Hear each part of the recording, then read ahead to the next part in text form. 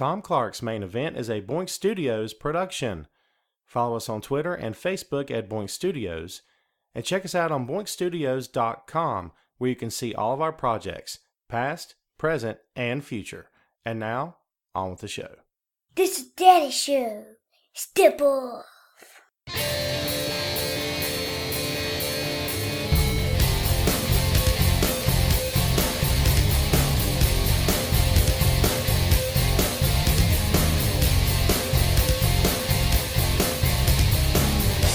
Hey, what is up? Welcome to the program, folks. Thank you for tuning in. Ladies and gentlemen, my name is Tom Clark, and you are listening to Tom Clark's Main Event. This is episode number 83 of the podcast, and if you're joining us today for the very first time, we will bid you welcome. If you're coming back for a repeat visit, we say, hey, thanks for checking back in with us. And to all those involved, we will extend to you, as always, the customary laurel and a hearty handshake. Thanks for listening. Thanks for reading. Thanks for supporting. And hey, thanks for always being there, Doc.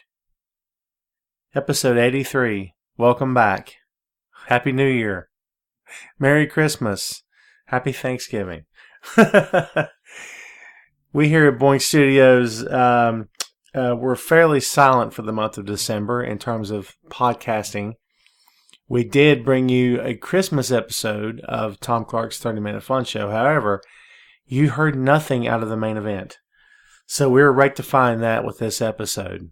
So, again, Happy New Year. Welcome to 2018. This is our first show of 2018, obviously. And we're not going to reflect too much on 2017, the year that was. I chose not to do a year in review this time. Thought about it, just didn't do it. 2017 is a year that a lot of us just want to kind of put behind us. Not in terms of anything personal, but you know, the state of the world at this point, the monkey in the White House, that kind of thing. Not to get all political on you, but it's a mess out there, kids. It's a circus.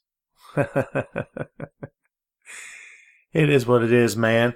We're going to keep on keeping on and do what we do best. And here at Boink Studios, that means we bring you all kinds of nerdy pop culture stuff, especially pro wrestling. So let's not waste any more time with small talk. Let's get right down to it. This time, the main event is Wrestle Kingdom 12. That's right, folks. Unless you've been living under a rock as a pro wrestling fan, then you know that Wrestle Kingdom 12 just went down from the Tokyo Dome in Japan. The biggest night of the year for New Japan. It's their WrestleMania. It's funny how, you know, looking at this stuff, how WWE has always referred to WrestleMania as their Super Bowl. And now, you know, New Japan refers to Wrestle Kingdom as their WrestleMania. Which is pretty cool. That's the juggernaut that WrestleMania has become over the years. But Wrestle Kingdom, 6.5 hours, including the pre-show. And yours truly just finished watching the entire thing. It took my entire evening. But, yeah, I'm a day late as well, brother. But you know what? I couldn't watch it live. Live was like 2 o'clock in the morning for us. 4 o'clock for them in the evening, 2 o'clock in the morning for us. Didn't happen, man. So I watched it as soon as I could, which meant it was Thursday evening, January 5th. So we're not going to review every single match, but we are going to cover the highlights. Let me just tell you, before we get into this, for any of you guys and gals out there who maybe have never given New Japan a try, you've been contemplating it, you've been debating it, you've been talking about it, thinking about it, whatever, now's the time. It's as good a time as any. And to all of you out there who have heard great things about it, those things are true. But if you've also heard negative things about it, those things are also true. No promotion is perfect. You need to know that up front. Okay, if this is your first exposure to New Japan, a lot of things you need to know up front. This, again, nothing's perfect. No promotion is perfect, and this one especially. Just like when you watch WWE, you don't expect perfection. You should not expect it from this product either, because there's no perfection going on. You get great matches. You get hard-fought matches. New Japan is the birthplace of strong style. And if you guys know Shinsuke Nakamura, that's where he came from, obviously. King of strong style. Any of you guys out there familiar with all this stuff, you already knew all this already. So we're not going to spend a lot of time on the history and the background of it. But I will tell you this. For as many 5-star matches, and I'm not taking that term from anybody, that's just me talking out loud here. Thinking out loud, I should say. But for as many 5-star matches, as many grade A matches as New Japan offers on a consistent basis, by the way, there are just as many comedy spots, the kind of stuff that Jim Cornette has a coronary over every other day of the week, and as well he should. I happen to agree with Jim on a lot of things that he says, especially when it comes to the joke wrestling. I'm not down with it. A lot of the stuff that Young Bucks do and that kind of thing, to me it's all nonsense. But, we won't waste any time on that. Let's just say that the comedy in this show was down to an extremely reasonable level. This was as good of an event as I've seen in a long time. And it had all the best that New Japan had to offer. They got everybody on the card, man. I can't think of anybody that wasn't represented. A lot of matches, a lot of top stars, championships on the line. Championships change hands on this night. And it was a solid show from top to bottom. As we speak, I'm once again watching the replay of Kenny Omega versus Chris Jericho. Now, Omega has been a mainstay in Japan for a lot of years now. And you guys know the story, right? Chris just shows up out of the blue. They had a little back and forth on Twitter. Chris shows up out of the blue, and so they booked this match. Dude, this was a war. This was a flat-out fight. It just reminds me that, remember that old line between Flair and Piper where he says, "We're going to fight. You're fired, but we're going to fight." Remember that? Sticks in my head for some weird reason, back in WCW. But that's what this was. This was a fight. This was Smash Mouth as Smash Mouth can be. This, to me, felt like a few things. Number one, Jericho felt an immense responsibility to get Kenny over in every way, shape, and form. Two, Jericho felt an immense responsibility to earn his paycheck. And I don't say that with tongue-in-cheek at all. And three, Jericho felt an immense responsibility to make this match the best match of the card. He succeeded in all three. This match was, I'm telling you, if you're a true pro wrestling fan, and when I say pro wrestling fan, I'm saying that you're a fan of the technical stuff, the back and forth, the give and go, but also the smash mouth content that good pro wrestlers can deliver in the ring and outside the ring, this match is for you. Omega stepped up because Omega has the propensity to step up. He's always had the propensity to step up. Omega often puts himself in ridiculous situations. He allows himself to look the fool. And those are the things that people hate about him. Yours truly included. For a guy to be as talented as he is and to do as much as he can do, wrestling the inflatable doll, wrestling a kid, dressing in drag, all these things. And a lot of younger fans at this point, when I say younger, I'm talking about the M word, and I won't use the M word. And no, it's not morons, although maybe it could be. But a lot of fans younger than myself, how about that? Look at that brand of wrestling and say, hey man, it's just for fun. We're all just having fun.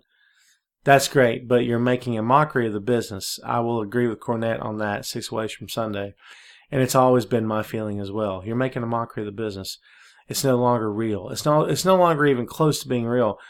Part of the allure of the sport, the business of professional wrestling, is that you sit there and you get so lost in the storylines, you get so wrapped up in the action, you tend to forget what's real and what's not.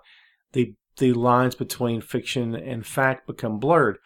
And that's the best part about pro wrestling, is you lose yourself in the drama of it all. But when you have these joke guys running around like a 3-ring circus, it's hard to believe anything that you're seeing. So Kenny has got tremendous potential to be the best hand in the world, in my opinion. However, he limits himself and he stops himself. He gets in his own way. Pound for pound, I still believe Kazuchika Okada is the best talent in the world today, my opinion.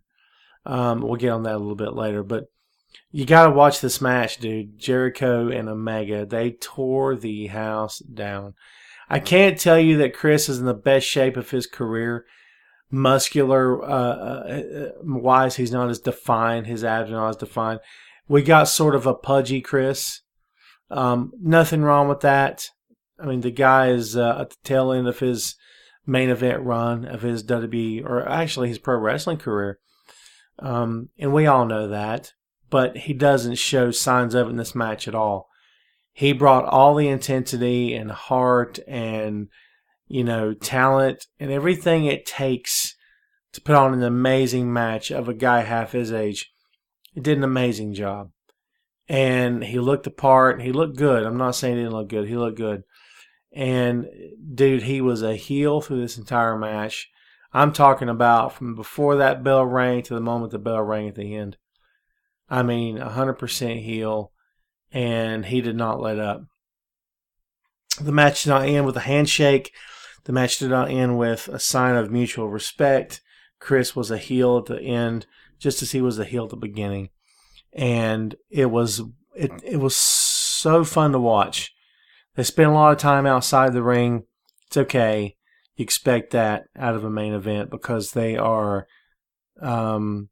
I don't want to say milking the clock. I don't mean it that way, but they're telling the story, and there's a lot of different chapters to a good book, and they're telling an excellent story between each other here. And again, it's worth your time. You have to check this out. By the way, I'm a huge proponent of the New Japan app. It is as accessible as the WWE app in terms of content. It's that much fun. However, you have to navigate. You have to flip the English from Japan to English. And that can be kind of a pain sometimes when you're trying to find something. But they have a search box just like WWE Network does. So it's well worth your time, man. I've been subscribing for, I guess, pushing a year now, and I've been happy. A lot of great content on the app. By the way, it's not necessarily an app. You have to open up it in your browser. And I know it's available on the Fire Stick, the Amazon Fire Stick, and I think it's also available on Apple TV. But myself, I've got it open in my browser on my iPad. And that's how I tend to watch it. I watch it on my phone sometimes with the iPad, and that's how I watch New Japan. But again, well worth your time. Again, we talked about Jericho's age and everything. It's a number. And you know what? I can't say this for sure because I never had the opportunity to interview Chris. But if I did, one of the questions I would ask him is this whole best in the world stuff, that started with CM Punk, and before, but really caught fire with that feud, and it's been on fire since then. This whole best in the world stuff with you, is this true to life? Are you making it your goal to actually become the best in the world and be regarded in that fashion? Because, man, if you look at his body of work over the past few years, you'd have to say Chris Jericho has done everything in his power to convince fans all over the world, hey, man, this is no longer a tagline. This is no longer a gimmick. I am the best in the world. He proved it again in Japan. This match proved it. And it wasn't a typical Chris Jericho match. He did a few of his signature spots. He does the Lion Tamer, the Walls of Jericho, if you will. He does the running drop kick off the second rope where he spins over to the side and hit Omega. Omega was actually on the top rope, and he kicked Omega off the top rope. So he's hitting a lot of his signature spots, but this did not feel like a typical Chris Jericho match. Like I said, man, they spent a lot of time outside the ring. And, usually I'm not really down with that. I think that's become Jinder Mahal's way of working a match, or working his way through a match, I should say.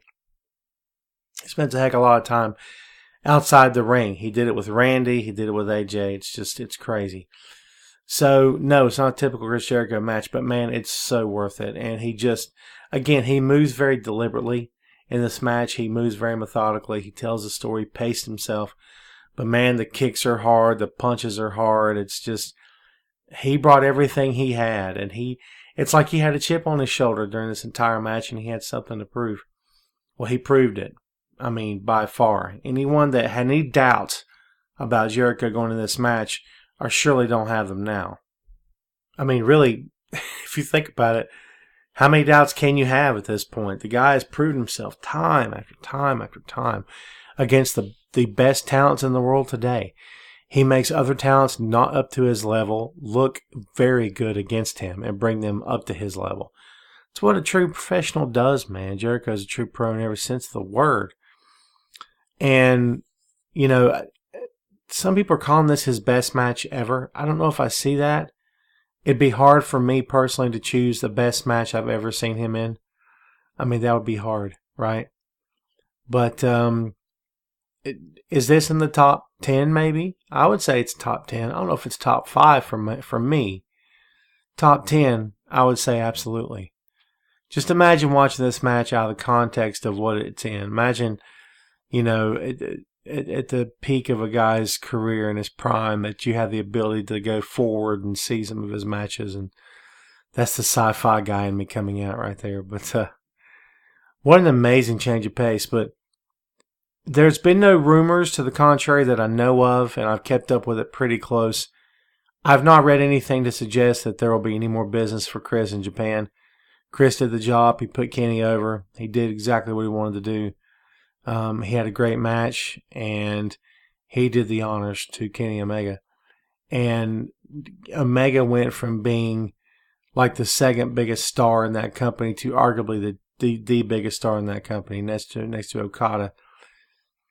Yeah, again, there's been no real solid talk of Jericho coming back to Japan.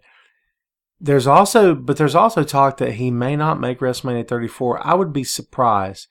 And because the word is he and Fozzy are going to be on tour, but I got to be honest with you, I'd be surprised if he did not make WrestleMania 34 in some fashion, if he wasn't there in some fashion. And honestly, if you're Jericho, if you really are hell-bent on doing this best in the world stuff and really solidifying yourself in that role, how in the world do you not make WrestleMania after working Wrestle Kingdom? I think that's something he would want to do, yes.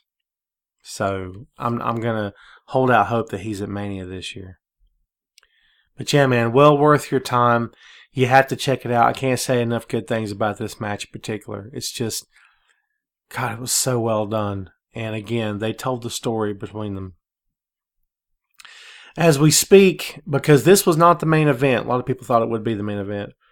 Hard to be the main event when Okada's on the card, I got to be honest with you. So we're going to flip forward a little bit here. Kazuchika Okada defending the IWGP Heavyweight Championship against Tetsuya Naito. This was the main event, and it should have been. And imagine trying to follow Omega versus Jericho. These guys followed Omega versus Jericho in every sense. They really did. Naito, he's such an interesting character. He's got to be, I don't care what company you're talking about, he's one of the most innovative characters that the business has seen in quite some time. Because Naito doesn't care. His whole character is, I don't care. I don't care about tradition. I don't care about respect. I don't care about any of that stuff. But as he's become more popular over the past year or so, he has truly changed. He is, I mean, for lack of a better term, he's an in-betweener. He rides the fence because he's babyface because the crowd loves him, but then he heels out during a match as he did in this match, and he gets booed off the planet. But he's just so good, and he's so entertaining, and that's why it's hard for people to hate him. But Naito does things, and again, he's a very original character, but you know, he did the fist bump when he won the cup with Masahiro Chono in the middle of the ring. A huge sign of respect. I was just talking about he didn't have respect, but he has flashes. He has moments of, hey, you know, there's a real person under this gimmick. You know, I love the business. I'm still here. I'm just playing a part. And so that really does come across, and it's come across a lot in recent months. But again, one of the most innovative characters, one of the most interesting characters I've seen in quite some time. Very impressed with him. Los Ingobernables. Holla at your boy. I got it. There was an episode, I don't think it was the last one, it was the one before, where I'm trying my best to pronounce the word, not mispronounce. I'm pretty sure I butchered it 2 or 3 times. But he and the entire clan, there's Sonata and Evil. Everything is evil. Right? And Bushi. And I don't want to get this, I think it's Takahashi, I think. I don't want to get that wrong. But the whole stable is interesting and dynamic and just hard to take your eyes off these guys. It's hard to take your eyes off a lot of stars in New Japan because they're just so freaking good, man. And their styles are just so awe-inspiring and just command your attention. But Los Ingobernables, in particular, when they're on the screen, you cannot look away. I defy you. I challenge you to look away. You can't do it. Bullet Club, yes, to a certain extent, but I got to be honest with you. For me, the whole Bullet Club shtick is there's moments when I think it's run its course. It can't last forever. Nothing lasts forever in the business. There are, what's the old saying that you can't miss something unless it leaves for a while? No one missed the NWO until Bullet Club came along. It's like, hey, you know what? This is kind of cool. No one's going to miss Bullet Club or like Bullet Club anymore if they keep sticking around. So eventually it's going to go by the wayside, and it should. But anyway, back to this match. This was, I don't know if this topped their match from last year. I don't know if I've decided that for myself yet. I've not read reviews of it. I did my best to avoid spoilers at all costs because, like I said, I wanted to watch this thing without any previous knowledge, and I wanted to watch it my own time as soon as I could, having not been able to watch the live stream. But so I don't know if I've decided for myself that this tops their match last year, but I would say it matches it at the very least. These two guys, I'm going to tell you something. Okada is a classic pro wrestling champion. He's a classic pro wrestler because, and you hear my chair creaking, that became a big topic of discussion last episode. By the way, I'm gonna start the GoFundMe page to buy myself a new chair. You guys need to contribute. I'm gonna get like leather, big high armrests, and it reclines. I'm not gonna do any of that, but it sounds good, right? But anyway, Okada is a classic pro wrestler, and a classic champion, in as much as he's the hardest working guy on the card. Remember when that used to be the case? When the best worker was the champ? I'm talking to you old school territory wrestling fans out there. You know who you are. I'm one of you. Holler at your boy, right? I mean, Ric Flair was the best hand in the locker room, so he was the champ. Jerry Briscoe, best hand in the locker room, so he was the champ. Terry Funk, best hand in the locker room, he was the champ. And that's how it went in those days, and that's how it should have went in those days. Nick Bockwinkel, best hand in the locker room, he's the champ. And that's how it should be, in my humble opinion. And through the 80s of WWE, even though Hulk Hogan was not the best hand in the locker room, he was the top draw. So I guess fans replaced one with the other and justified the fact that Hogan held the belt for all these number of days or whatever, and all these title reigns or whatnot. That's fine. But slowly but surely over the years in that company, you've seen a natural slide. I should say an unnatural slide. Down to guys who have not earned it, who are not the best hands in the locker room, not the best hands on the roster, but yet they're given opportunity after opportunity after opportunity at being the man, at being the top title holder. Okada is the reverse of that. Okada's a throwback. First of all, when you look at Okada, he does not exactly have a pro wrestling. This is just me talking here, man. In my estimation, he does not have a pro wrestling body. He's very tall. I don't know Okada's height. If I had to guess, I'd say 6'4", maybe 6'5". He's not overly muscular. He doesn't have large arms. He's not tattooed up. He's not pierced up.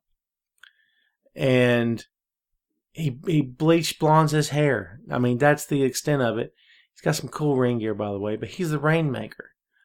And the beauty of Okada lies not only in his gimmick, but in his ability in the ring. And again, if you saw this guy in a suit enter a room, you would never know he's a pro wrestler. Can I be honest with you? You just wouldn't know. If you didn't know him, you wouldn't know. Because he doesn't strike you as that. He's an athlete, no doubt about it. But again, from a physical standpoint, he doesn't look that way. Not to me.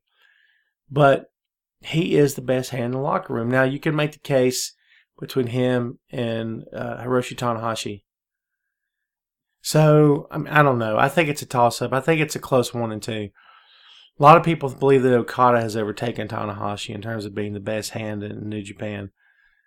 They both have the ability to put on some of the best matches you'll ever see. And they've done that against each other, too, by the way. Told you there's a lot of content on the New Japan app, dude. You got to check it out. A lot of history between Okada and Tanahashi. More on Tanahashi in a bit, perhaps. Okada did what Okada does in this match. He delivered. He takes being champion very personally and very seriously. And you don't need to have that written down in a column by me or anybody else to see that. It's evident in the way he carries himself in the middle of the ring. The way he carries himself in these matches. Dude is straight up giving it 150% all the time. He's always turned on. I've never seen Okada have a bad match. The bad matches that Okada has ever been involved in have been those silly 6-man and 8-man tags where Okada's not defending the championship that night, but New Japan wants to get him on the card. So they got to book him in some spot, some weird spot somewhere. Those would be the matches that I would say Okada's got no business being in, because I'm a big believer in, you protect your champ. You protect your top guy, and you don't allow him the ability to look silly at any time. You don't let him get destroyed. You don't let him get taken advantage of, and you don't let him look like a comedy sideshow act. I think it's important. So you take care of your champ. He's taking care of you. Take care of him. So Okada's that guy for me. But I want Okada to stay healthy. I want him to stay in great shape.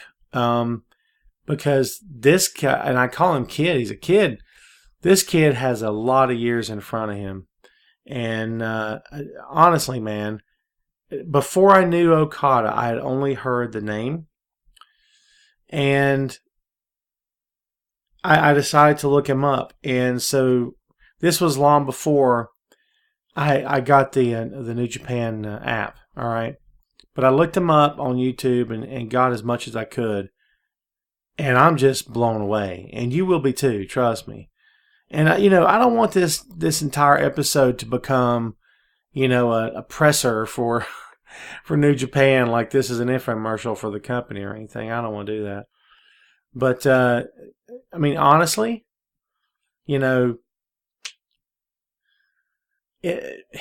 it's worth your time. Like I said before, not the best, not the most perfect promotion you're going to find, but they do so many things right. And one of the things they're doing right now, honestly, is keeping Okada as the champ. He did beat Naito. I actually thought this was going to be it, that Naito was finally going to have his shot. And he did not win this match. Spoiler alert, he did not win this match. Doesn't mean you shouldn't watch it. It's really, really good. It's excellent, by the way. But, he did not go over here. Okada retained the IWGP Heavyweight Championship. You remember I called Okada a kid? He's 30 years old. Okada is 30 years old. Think about that for a second. He's a 4-time IWGP Heavyweight Champion. This title reign he's in right now, over 565 days. To put that in perspective, CM Punk's WWE title run was 441 days. Remember what a big deal that was? Okada's at over 565 right now. 4th championship reign for a total of somewhere around 1,260 days, I think the number is. The dude is he's just on point. He's killing it. He's just killing it all the time. And they made the right choice by making him champ, and they made the right choice by keeping him champ. And I know you want, New Japan has done is attempting to and done and doing the best job that they can at this point of getting into the States and getting their name out here. And because of that, everyone just assumes that Kenny Omega is the guy. Kenny Omega is the IWGP United States champion. A great idea for a title, by the way, which they recently created, and Omega won the tournament for it. One of the best things they've ever done as a company, because the publicity off of it is just immense. And when you have an IWGP United States champion, that's the guy you bring to the States. So they put it on Omega, and every one of their brothers said, well, this goes to show you, Omega should be the face of the company. That way fans around the world, and not just around the world, but in the States, say, hey, it's an American guy, all right. Well, he's Canadian, but you get it. He's the champ, all right, look out. But for me, you can't just replace Okada. I don't know how that's even possible. The guy is, for my money, pound for pound, the best in the world. And I believe that, and I believe that for real. And it's, I can't sing this guy's praises enough. If you've never seen a Kazuchika Okada match, do yourself a favor and go watch this one with Naito. Watch the one with Nitro from last year. Watch one with Tanahashi. This dude is straight on point all the time. Amazing guy, amazing performer, one of the best in New Japan history, and in my humble opinion, the best in the world right now. So if those two matches haven't whetted your appetite, I don't know what will. Let's talk for a minute about Cody. Cody Rhodes, by the way, just so you know, Cody Rhodes and taking on Kota Ibushi. Now, Kota Ibushi, you guys know from the Cruiserweight Classic, okay? Kota is one of the most dynamic performers you will ever see in the squared circle. That's who stepped in the ring against Cody. Now, okay, so if you don't know the story, here's the story. WWE will not allow Cody Rhodes to use the name Rhodes because WWE can be silly like that. It's the dumbest thing ever, and if you are a pro wrestling fan, you should be disgusted by that, especially considering that Cody is the son of the late great American Dream, Dusty Rhodes. And for anybody in that company to have a problem with Cody using the last name Rhodes, it's silly, it's superfluous, it's superficial, this is being childish, and they need to let it go. But as a result of that, Cody Rhodes is Cody. It's Cody. That's it. Which to me is a bit silly, but it's whatever. Cody showed up for this match with bleach blonde hair. And Don Callis, as well as Kevin Kelly, put over the fact that he dyed his hair for an upcoming movie role, is what they said. Dude, he can't appreciate how much Cody looks like his old man until you see him with bleach blonde hair. Because it takes you back. Those old photos of Dusty when Dusty was a baseball player. And you see those photos, you're like, oh my God, he looks just like him. It's crazy. It's crazy, man. But I take issue with Cody Rhodes, and it's for this reason. Earlier we were talking about the joke wrestling, and I'm not going to mention any names for those guys because I'm not going to get any free press on this podcast. Because while I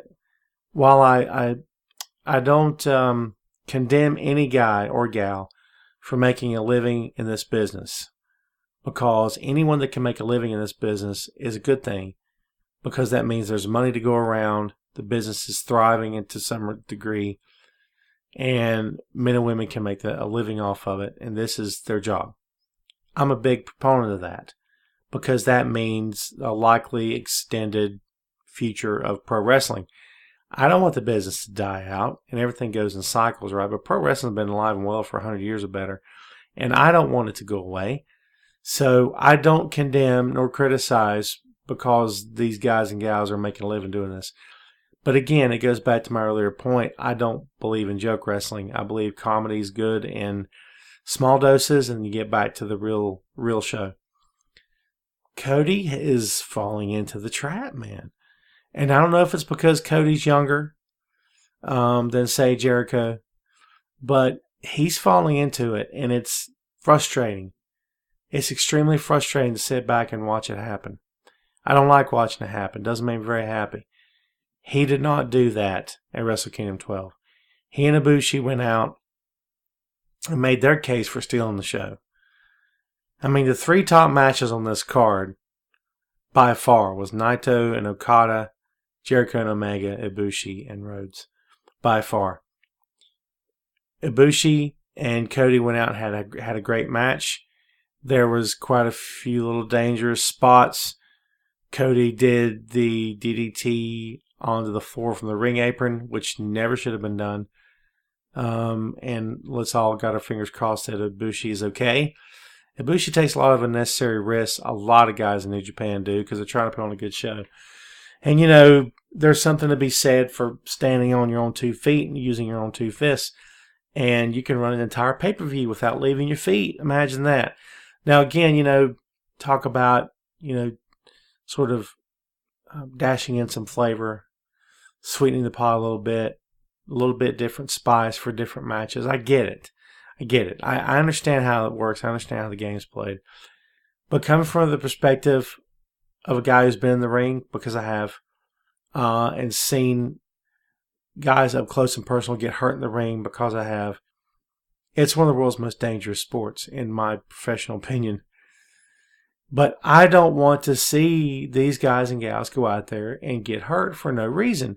And there's no good reason to get hurt, because you got to make the town the next night, you see? No reason for it. So I don't believe in unnecessary risks. However, Cody's of that new wave of talent out there who believes it's okay to, hit 12 finishing moves, kick out of every one of them, take dangerous moves outside the ring, off the top rope, onto the ring apron, onto the floor. And it's not like ECW terrifying, where it's like tables being lit on fire and whatnot. But again, a lot of stunts that have no business happening. And again, I hate to say it because I like Cody, but Cody's of that mindset. I mean, I don't know why. I wish I knew. I don't know why.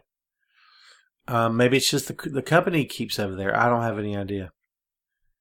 But yeah, it's just, I don't agree with that. I don't agree with the jokes. I don't agree with, the dangerous stunts, that kind of thing. Not with any of that stuff. But, again, in very small doses, I can understand. But not to the point that it gets to be at times. Not real happy about any of that.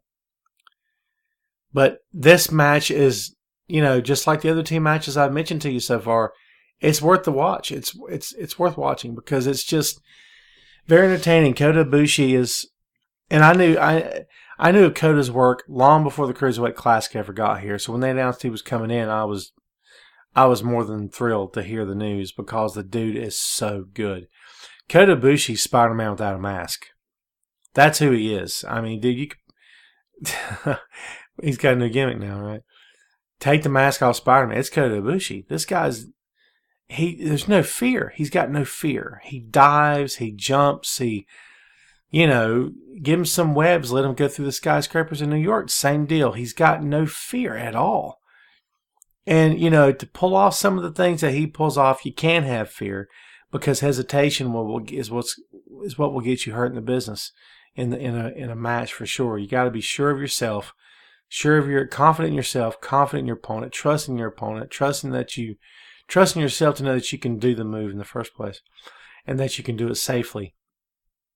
At the end of the day, we all want to see these folks wrestling again on the next show, and that means they all have to take care of themselves and each other. It's like Jerry Springer, right? God bless, that just hit me like a ton of bricks. That's funny. But Kota does have the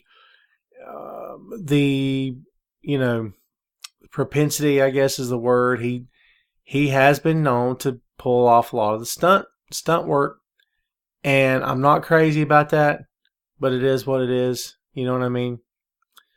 And you just kind of take it with a grain of salt, but he more than makes up for it in his ability in the ring. He and Cody put on a really good match. Cody told the story as only a second-generation guy can do because he understands what he's doing, he understands the business. His wife was out there with him, and I'm okay with that to a certain extent.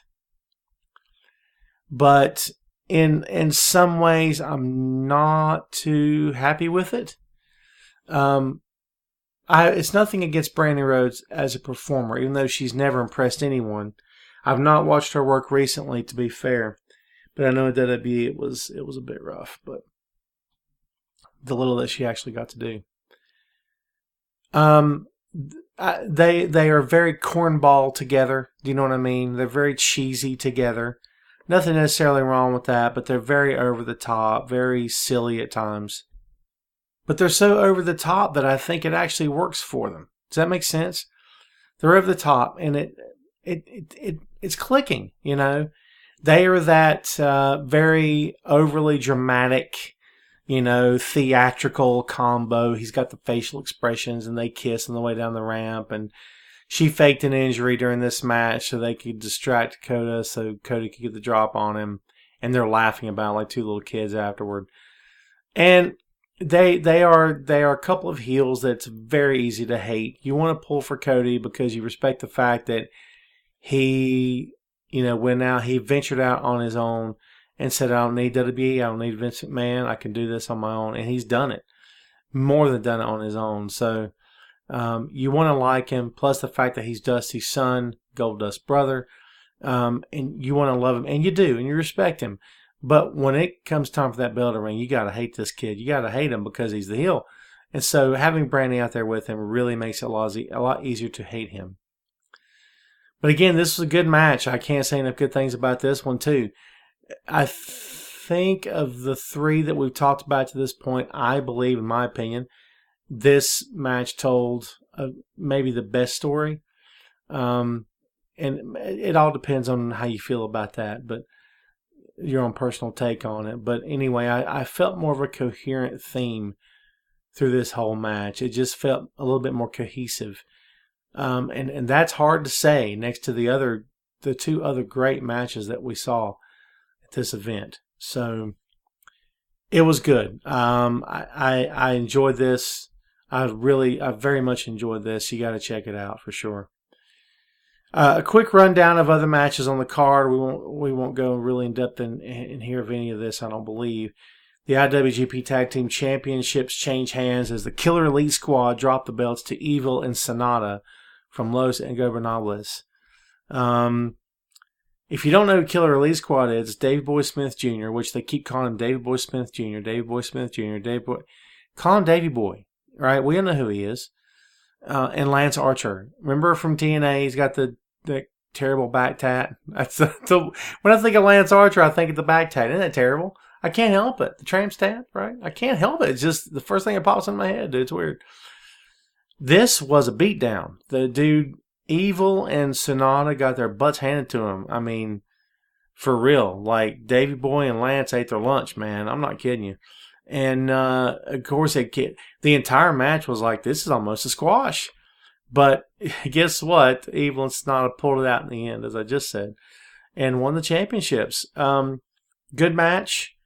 I like Archer and Davey Boy together. I don't know if they're the most charismatic duo I've ever seen, but I've never enjoyed Lance Archer until his run in New Japan, and I'm with it now.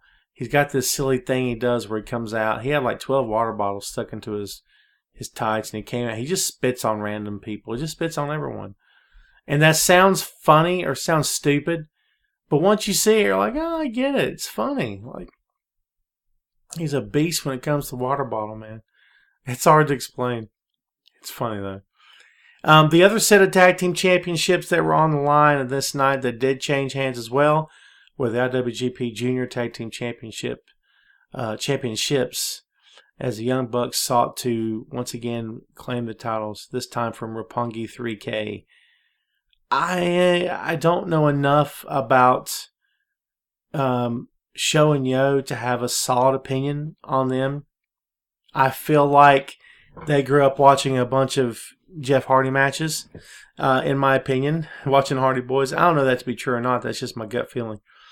Which is nothing wrong with that, but it really feels like they've, you know what I'm saying? They've done a lot, done everything in their power to to sort of emulate that style. They look good together. I like them together as a tag team. Nothing wrong with that. You know, the Young Bucks, I don't know how I feel about it. First of all, let's backtrack a second. Roppongi 3K had Rocky Romero with him at ringside. If you're extremely familiar with New Japan, you know who Rocky Romero is. I'd have to admit to you, I don't know enough of his backstory to have an opinion on him either way. I don't dislike him, but at times he's a distraction, in my opinion. So I gotta do a little bit more research into this cat, but he's their manager per se. Young Bucks, I've never been high on. I believe that they are what's wrong with the business today in terms of the joke wrestling and the silliness that goes on in the business. I don't like it. I don't care for it. I've never cared for either one of these guys. This was a good match, okay? This is one of those moments where you know what the critics are saying and you feel the need to shut them down. And that's what they attempted to do here. I'm a firm believer. They attempted to shut the critics down in this match. They've shut them down for this one, but it won't last long because next thing you know, they're going to be right back to doing what they were doing before. But despite all that nonsense, they are now 7-time IWGP Junior Tag Team Champions, which is pretty cool, I have to say. We had the never open-weight 6-man Tag Team Gauntlet Championship match. Michael Elgin and War Machine, which is Hanson and Raymond Rowe, took on Zack Sabre Jr., Tachi, and Takashi to kick the match off. And Takashi, as we said before, with Los Ingobernables, he's got the stuffed cat. A little bit too much comedy for my liking, but I like him because I think once he gets into character, he's very entertaining. But this match was good. It was a mess in spots. It wasn't bad, but it was a bit sloppy because of all the teams involved. Beretta, Toru Yano, and by the way, if you don't know who Toru Yano is, again, YouTube. He's funny. He doesn't look like a pro wrestler either, but God, he's funny. I love watching him. I like his shtick, you know. Tomohiro Ishii, dude. If you don't know Ishii, the Stone Pitbull, he is. He looks. I swear to God, he looks like a dog. I mean that in the nicest possible way. He does look like he's just the way he's built, his muscles, everything about him. He's a piece of rock, dude. He's like a piece of rock. That's what he is. And try taking a piece of rock and making it give. You can't.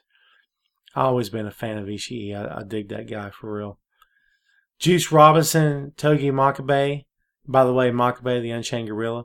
He and Ishii have had one of the best feuds that you'll ever see in a pro wrestling ring.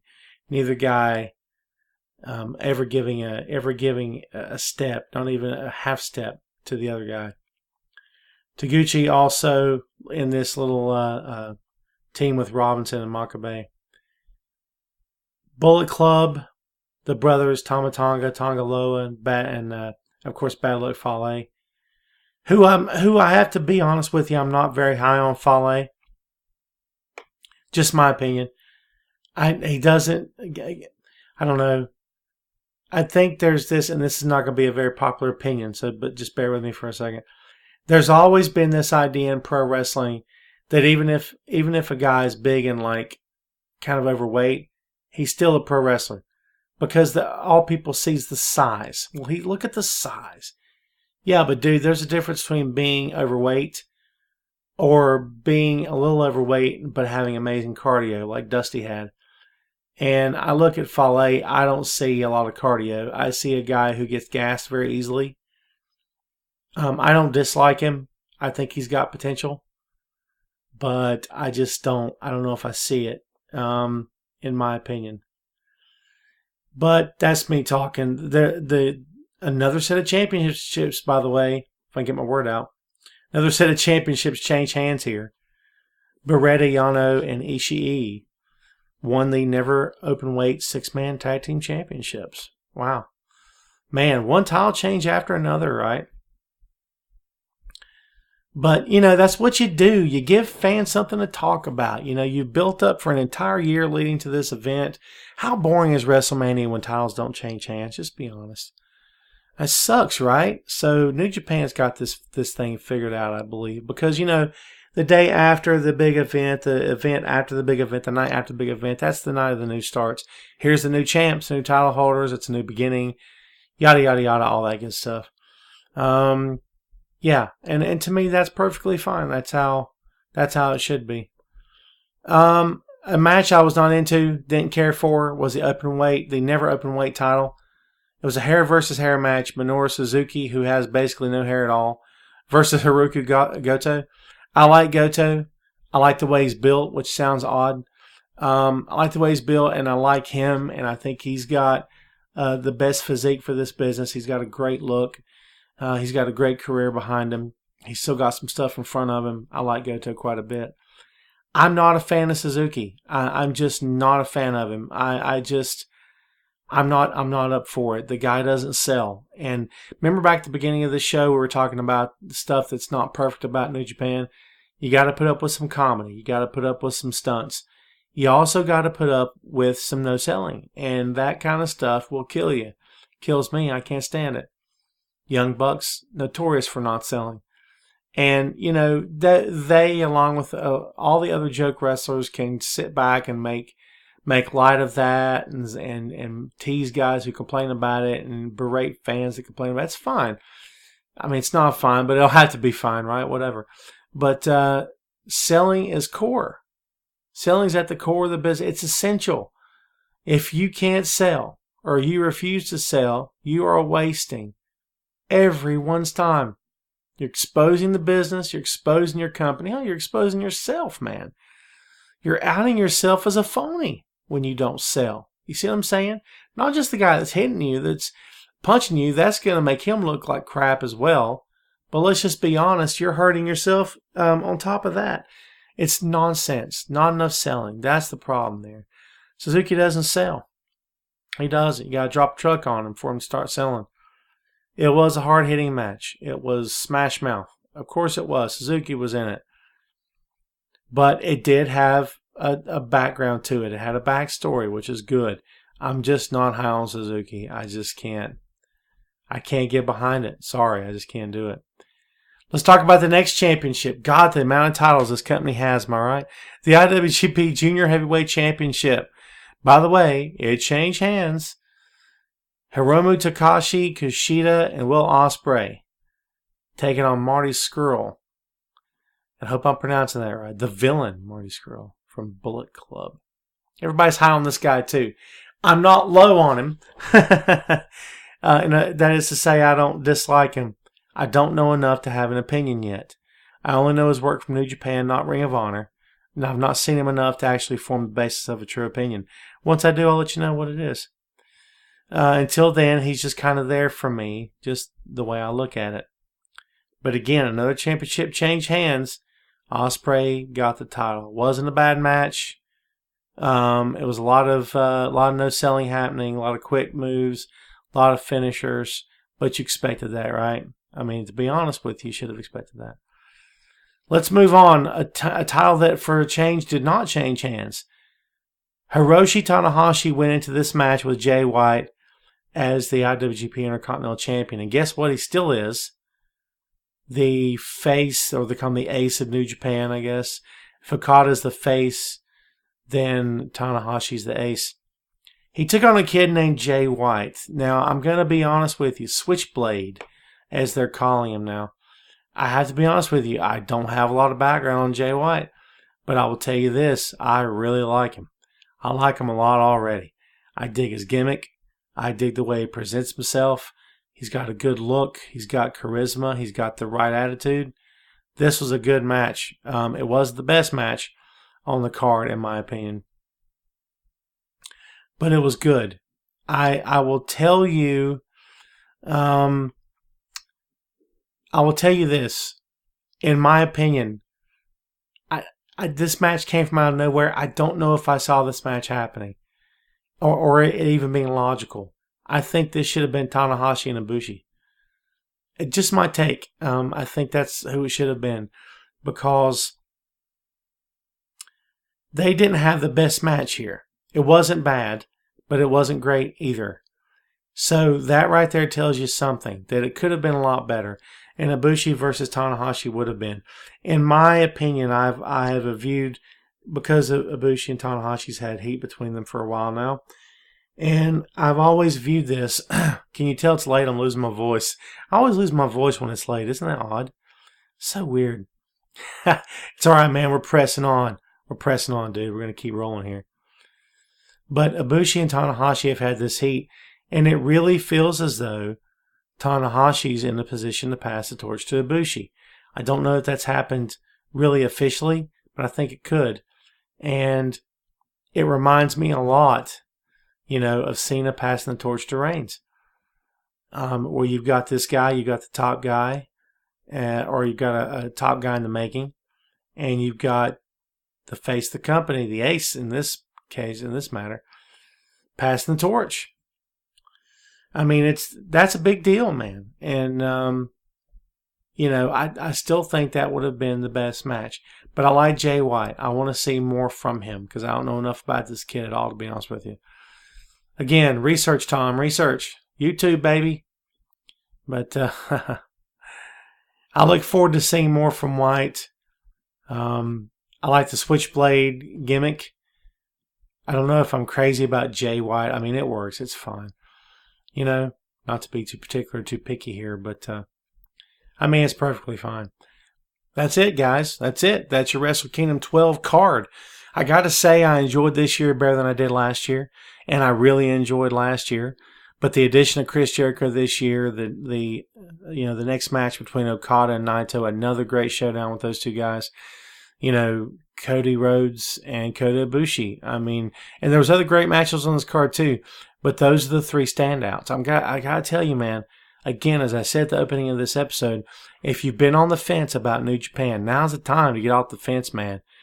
Break on through to the other side, baby. You know what I'm saying? Take the t-shirt. Take the t-shirt, man. Right? Sorry. I couldn't help myself there. It's worth your time, I'm telling you. It's worth your investment. It's $10 a month. It's actually, how WWE says it's $9.99 a month, but it's actually like 10 something, like with tax. The New Japan app is actually under $10 a month. So there you go. It's well worth your time. Well worth your money. Well worth your investment. It's good stuff. And if you're like me, you can write it off on your taxes. So bam, there you go. So it's good stuff. That's what I got for you this time, man. Sorry it's been a month since we came to you. We're going to rectify that starting with this episode, and we're going to move on from here and bring you some more great stuff from Boink Studios. So just so you know, just as a friendly reminder where you can find yours truly, as well as other podcasts that we have, Tom Clark's 30-Minute Fun Show, Tom and Kyle's Comedy Action Hour, all the work by yours truly. The music on these podcasts provided by Mr. Philip Goose Fender. The artwork provided by my partner in crime, Mr. Kyle Smith. And everything you could possibly hope to get from Boink Studios, guess where you go, baby? BoinkStudios.com. You'll find links to my Bleacher Report page, to Camel Clutch blog, to a lot of other cool stuff. And we've got original content there as well. So check us out, man. BoinkStudios.com. That's what we got for you. If you watched Wrestle Kingdom 12, hope you enjoyed it. I'm sure you did. If you haven't checked it out, now's the time. Do yourself a favor and sign up today. I'm telling you, man, you won't regret it. It's fun stuff, man. I'm not going to lie to you. But as you guys know, I always give you the straight on everything as I've done here. And I don't paint a pretty picture unless it deserves it. And I tell you straight up if something deserves your time or not. This definitely does deserve your time. And again, nothing's perfect. No one's perfect. This promotion included. But there's some amazing content and amazing talents in this company that are definitely worth the investment for sure. That's all I got for you, man. That's all we got this time. Remember, BoinkStudios.com. Don't forget it. And we'll be back real soon. Thanks for tuning in. Thanks for being with us as always. Thanks for your patience, man. We appreciate it as always. Have a great one out there and come back real soon because we will be back with another episode. And we will see you next time on Tom Clark's Main Event.